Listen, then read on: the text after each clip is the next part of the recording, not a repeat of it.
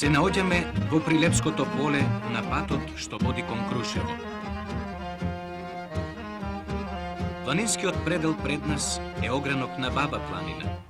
На високите делови на овој планински масив се одиграле најголемите борби во Илинденското востание. Ова е селото Кривогаштани, откаде што турската артилерија го биела Крушево во завршните борби на востанието од местото Тополиште. Лево од патот за Крушево се наоѓаат селото Врбовец и старата пуста населба Трстеник. Десно кон Крушево е манастирот Свети Спас, подигнат во втората половина од 19. век. Десно од патот за Крушево, во оваа суводолица се селата Алданци, Норово и Селце. Селце е родното место на социјалистот и војводата Веле Марков. Одејќи на запад околу Крушево, ќе дојдеме на Гумења. Еве ја и буковата Крушевска корија.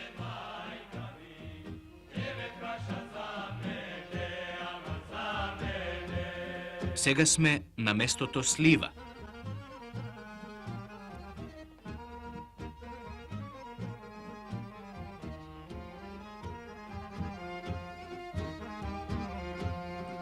Пред нас се гледаат и Деникамен и планинскиот облакодер кај Бучова чешма.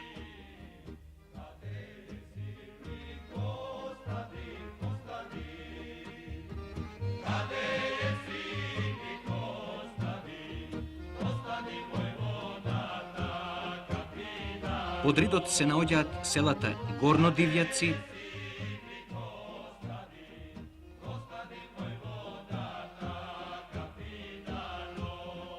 и Долно Дивјаци, Арилево и Пустарека. Оваа голема осојница е познатиот пусторечки и зашлечки осој, каде што се обучувале комитите за борба и каде што се складирале резерви храна за востаниците. Сега, нашата камера го прикажува ридот Којов трн, ориентирот на левото крило на турскиот аскер при обиколувањето на Крушево на 12. август 1903 година.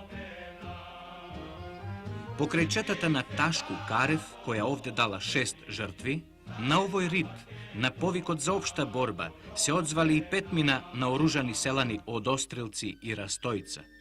Но кога виделе колкава војска се движи по ридот, не отвориле оган. Овде, во овој изворен поток на реката Журешница, во коријата Ракида, се готвела храната на решавачкиот ден на борбите во Илинденското востание. Во овој стрмол, кај овој малечок извор, бил збегот на селаните од Острелци, над чии куќи се водела најжестоката битка на Мечкинкамен под командата на војводата Питу Гули. Еве го Мечкинкамен под стариот пат што води од селото Бирино за Крушево.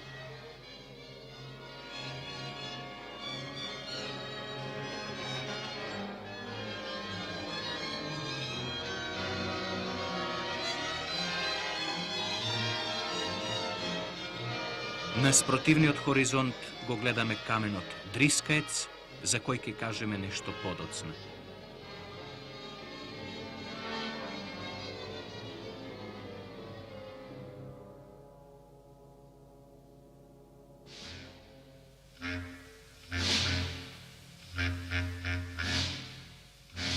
Преку овој хоризонт е реката Жаба, по која се движел голем дел од одредот турски војници кон Којовтрн за Крушево. На оваа лева притока на Црна се наоѓаат селата Ракитница, Растојца и Кочишта.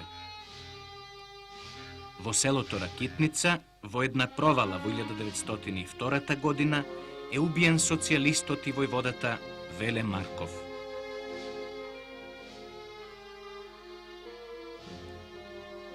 Ова е селото Журче и журечкиот манастир Свети Атанас. Во овој манастир е убиен војводата Блаже Биринчето во 1910 година. Овде, покрај Црна река, е расположено селото Прибилци, централно место на турската воена и цивилна власт во овој крај.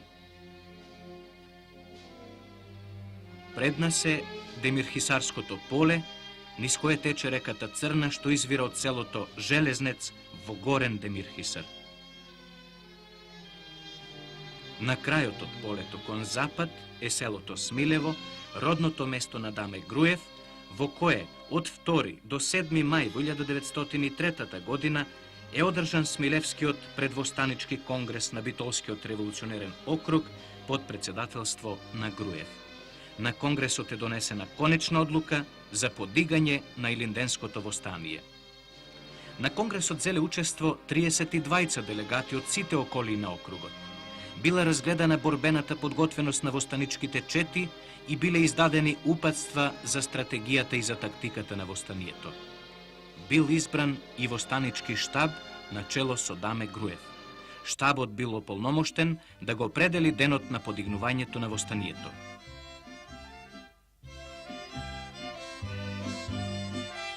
Еве не сега во Орловското гнездо Крушево, на 1250 метри надморска височина. Оваа населба потекнува уште од 15-тиот век. Со доаѓањето на власите од Москополе, Грамос, Епир и Тесалија во 18-тиот век, градот го засилува својот развиток. Во 1903 година градот брои од 8 до 10.000 жители. Во ова време во Крушево живееле македонци, власи и албанци.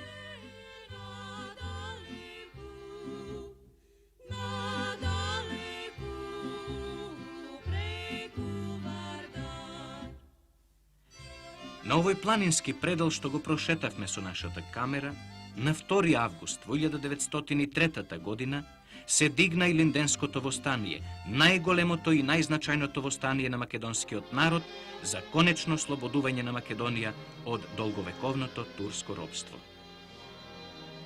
Кога сите подготовки биле при крај, главниот штаб на Битолскиот округ на 28 јули во 1903 година од врвот победоносец над Смилево упатил проглас во кој се вели: определениот ден во кој народот од цела Македонија и Одринско ќе треба да излезе јавно со оружје врака против душманите е 2 август 1903 година.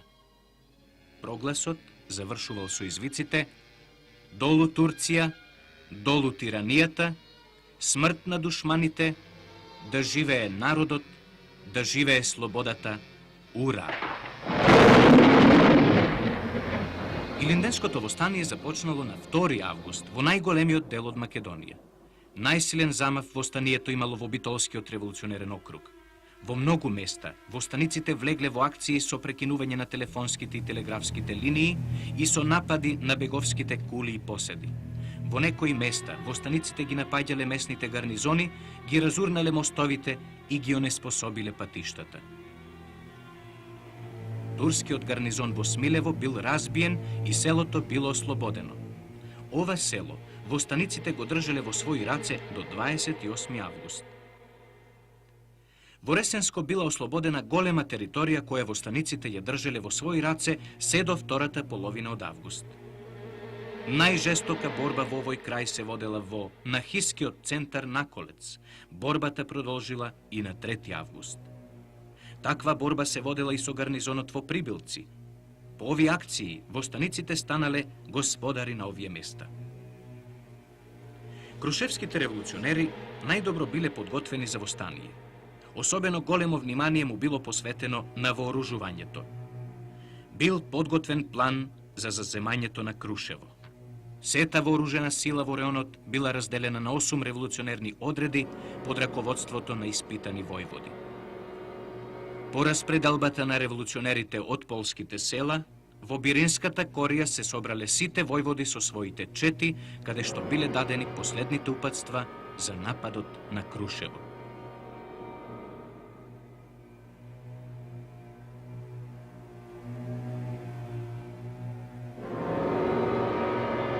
Штабот на крушевските востаници со специјален проглас го објавил почетокот на востанието. Во прогласот се повикувало сето население да се дигне на востание за извојување на слободата. Прогласот завршувал со извикот "Да живее Македонија".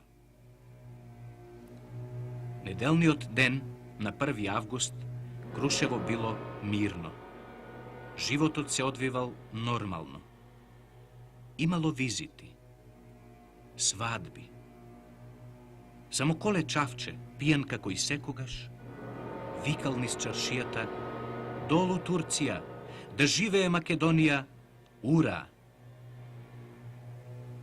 Акциите за заземањето на градот започнале на 2 август ноќта. Во 12 часот без 5 минути, браќата Коли и Алексу Иванови од селото Селце ги удриле камбаните на борбата за слобода во црквата Свети Никола. Горскиот штаб раководел со борбите од гумење.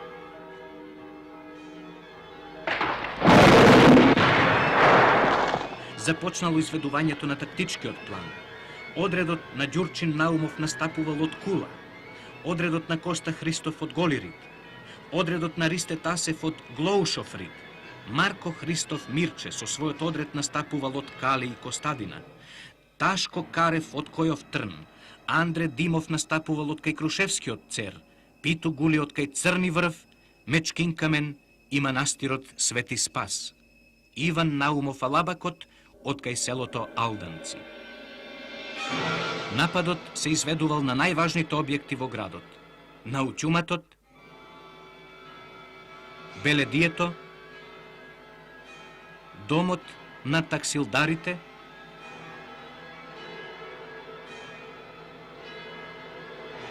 на поштата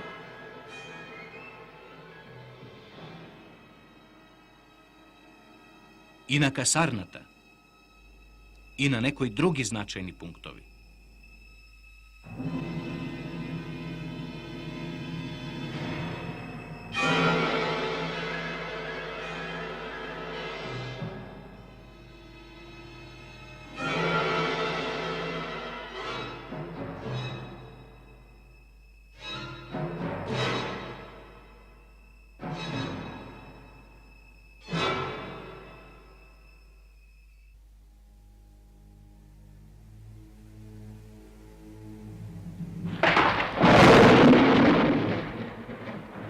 Борбата почнала кај Пазарската чешма, кога одделението на Ванџу Топус Пуцакот налетало на едно дервие жандарми. Жандармите се сокриле во чуматот и отвориле силен оган. По долга престрелка, зградата била запалена со газија, само мал број жандарми успеале да избегаат. Граѓаните ја запалиле и шумската управа. Ниту еден од службениците не останал жив. Општинската управа, во која се сокрил секретарот во некој долап и кој, кога се обидел да стрела, бил убиен, речиси била заземена без борба. Телеграфско-поштенската станица и полициските службеници се предале без борба. Особено тешки биле содрувањата при нападот на касарната, во која имало 60 војници. Нападот на овој важен објект го извел одредот на војводата Алабакот. Борбата траела скоро цел ден. За побрзо и поуспешно заземање на овој објект, на помош на Алабакот му дошол и одредот на Питу Гули. На крајот и оваа зграда била запалена. Тука погинале околу 40 турски војници. Востаниците дале 7 жртви. 6 биле ранети.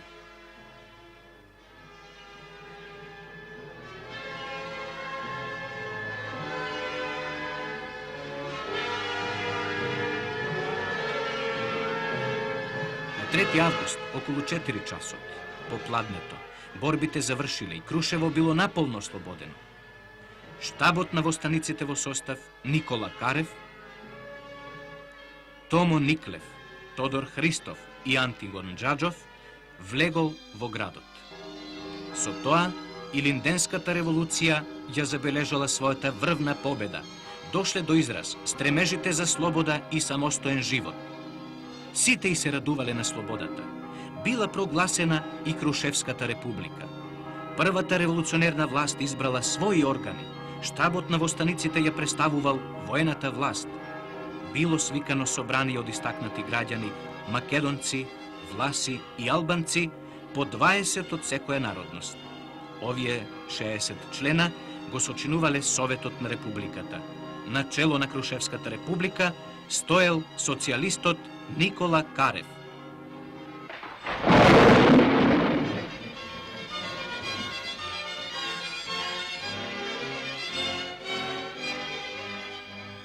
Крушевската република била поставена на длабоко демократски и републикански принципи. Држава со многу социјалистички примеси, се вели во историјата на македонскиот народ. Секој член во времениот извршен совет имал определен ресор. Дину Вангел бил председател на советот и одговорен за правосудство. Ѓорѓи Чаче бил секретар на советот и одговорен за реквизиција. Теохар Нешков бил касиер и одговорен по финансии.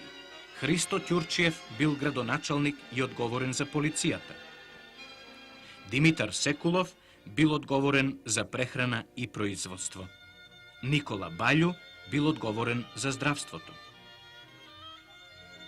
Владата, што била составена од по 2 члена од секоја народност, за свое седиште го избрала Патриаршиското училиште, над кое се веело знамето на востанието со амблемот 2 стегнати раце во поздрав.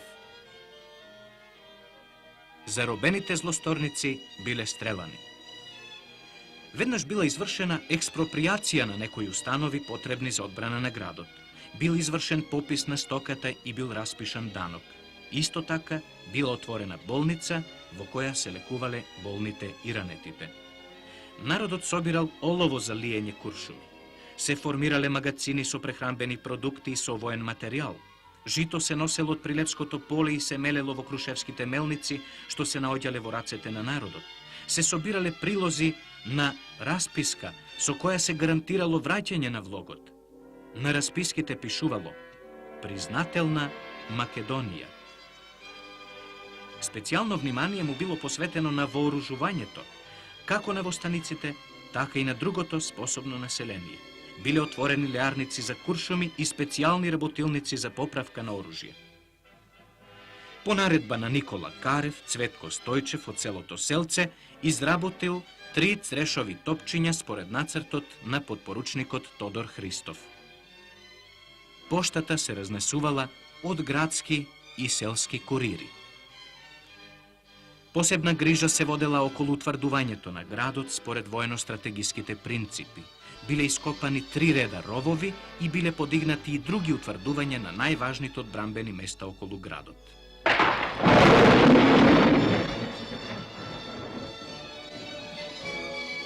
Револуционерната власт од Крушево упатила повик до муслиманското население за да го привлече за заедничка борба против тиранијата. Тој повик е познатиот Крушевски манифест, во кој се изразени целите и задачите на револуцијата и демократските стремежи на крушевските револуционери за братска слога и единство меѓу народите. Манифестот е напишан на народен македонски јазик. Во него е искажано одушевувањето од извојуваната слобода. Овој повик предизвикал силен впечаток и кај македонското и кај муслиманското население. За тоа сведочат писмата од алданци, од кметот Синан кој вели: Драги соседи, од вашето писмо разбравме дека вие не сте лоши луѓе, дека ги напуштивте своите домови не за да го напаѓате мирното како нас население, туку дека сте против лошите луѓе и утјуматот што ги заштитува. Но тие што вие ги барате не се меѓу нас, туку избегаа во градовите. Што се однесува до нас, ви ветуваме дека ќе мируваме. Ако сакате да убивате невини луѓе, дојдете. Бог да й помогне на онаа страна што ја бара правдата. Во писмото од началникот на гарнизонот во Крушево, сега избеган во Алданци, меѓу другото се вели: Јунаци, погрешно ве сметавме за разбойници. Целта ви е голема и борбата смислена. Напред по тој страшен, но славен пат, по кој сите народи стигнаа до слобода. На 9. август било добиено писмо и од селото Белушино, во кое меѓу другото се вели: Браќа соотечественици, ја добивме вашата братска прокламација која што не трогна. Му ја прочитавме на сите селани пред џамијата и бидејќи ве познаваме уште како деца, сметаме дека сте доволно честни и искрени за да стоите до вашиот збор како борци за право и како кавалери. Вашиот пат е навистина опасен, но белким Аллах ќе ја излее својата благодет за торжествувањето на правдата. Во исто време, востанието се водело и во Пополе, Корешта, Клисурско, Костурско, Леринско, Охридско, Кичевско, Прилепско и во Мариово. Во некои од овие области, востаниците исто така постигнале големи успеси во борбите. Клисура и Невеска биле за кратко време ослободени од турската власт.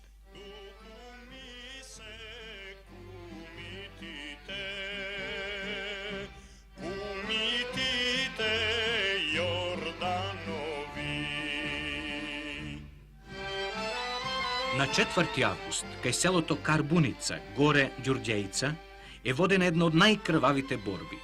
На кичевските востаници, тука на помош им дошол Ордан Пиперката со 150 демирхисарци.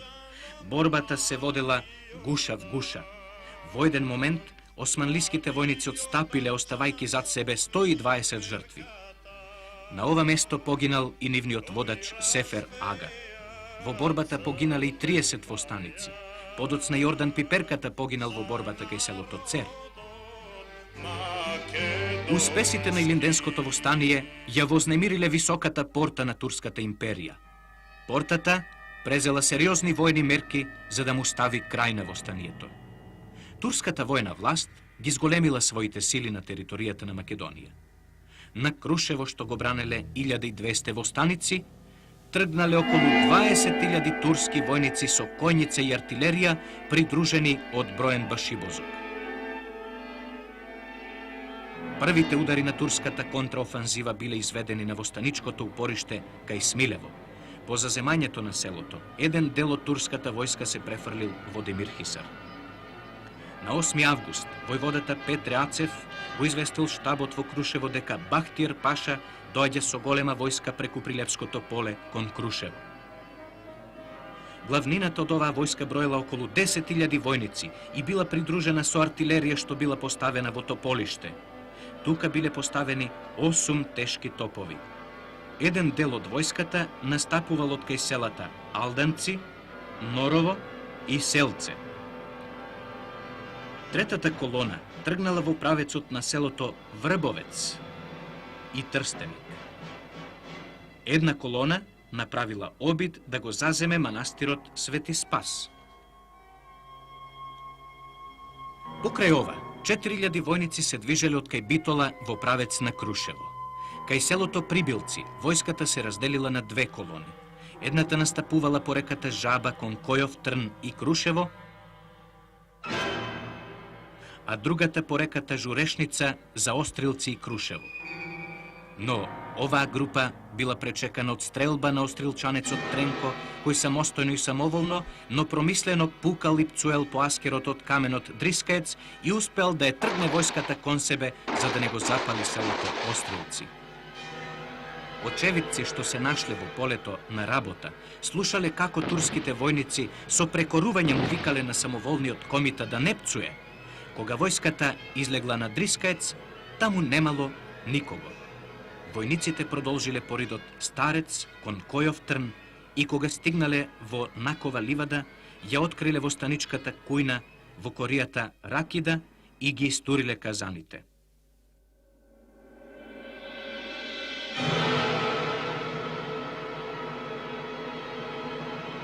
од кај Кичево се задал друг одред турски аскер од 5000 војници наоружани со планинска артилерија. Овие сили настапувале од кај селата Горно и Долно Дивјаци и Бучова чешма. Крушевските револуционери презеле сериозни мерки за одбрана на градот и републиката. На востаничките позиции биле поставени сите 1200 борци. На 12 август, кога завршило опколувањето на Крушево, Бахтиер Паша преку преговарачи побарал востаниците да се предадат ако сакаат султанот да им прости. Востаничкиот штаб, по долги несогласувања меѓу водачите, како што биле Никола Карев и Питугули, сепак решава градот да се брани и му одговара на Бахтиер Паша: "Востанавме не за да се предадеме, туку да се бориме за слободата на Македонија." Во тој момент Пашата разбрал дека востаниците убиле еден турски коњаник и издал наредба да се отвори артилериски оган врз Крушево.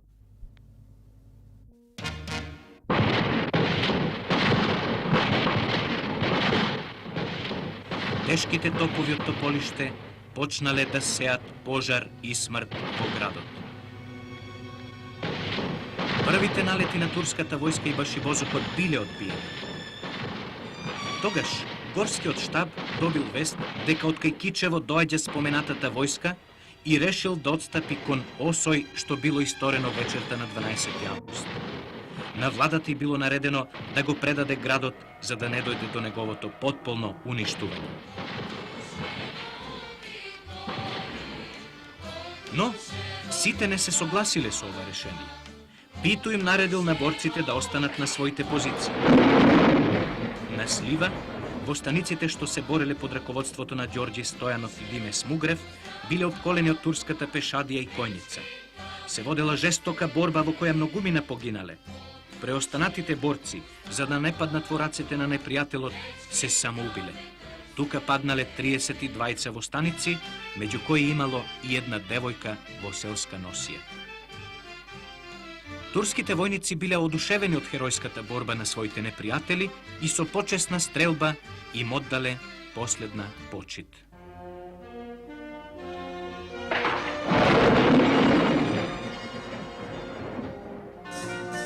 Скоро во исто време, додека се водела борбата на Слива, Питугули држал борбен говор на Мечкинкамен. Наредил да нема отстапување. Нема ли слобода, има смрт. Наредил да се развее знамето на Крушевската република и го пречекал одредот од војниците што се движеше од кај Врбовец и Трстеник кон Караџо и Нивје и Мечкинкамен. Борбата почнала во 10 часот наутро. Барутните секавици ја барале шумата на Мечкинкамен и ја допишувале хрониката на борбената епопеја. Питу ги бодрал своите 370 востаници, но еден куршум смртно го рани. Востаниците не отстапувале, се втурнале на јуриш. Во борба нож на нож, борба во грч, борба на живот и смрт, се слушале извици и овкања до 8 часот навечер. Кога стигнало пукањето и кога се мислело дека нема повеќе живи комити, трубачот на турската војска добил наредба да засвири збор. И во тој момент станал последна жртва во борбата на Мечкинкамен. На Мечкинкамен погинал легендарниот војвода Питугули, двајцата негови знаменосци Ѓорѓи Димев и Нове Смугрев и 40 други востаници.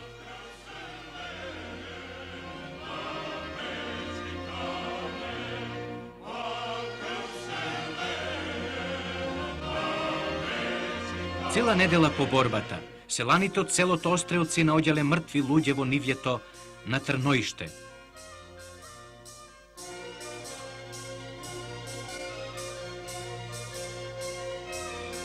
Три дена Крушево е под силен терор, луѓето се убивани, домовите ограбувани.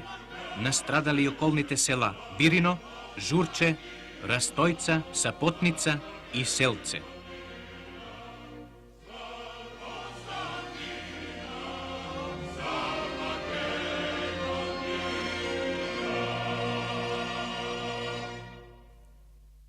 Крушевската република изгоре во пламенот на борбата, но пепелта беше разнесена на сите страни по земјата и чекаше нов Илинден за да се дигне фениксот на новата борба, за да се запали новиот оган за слобода.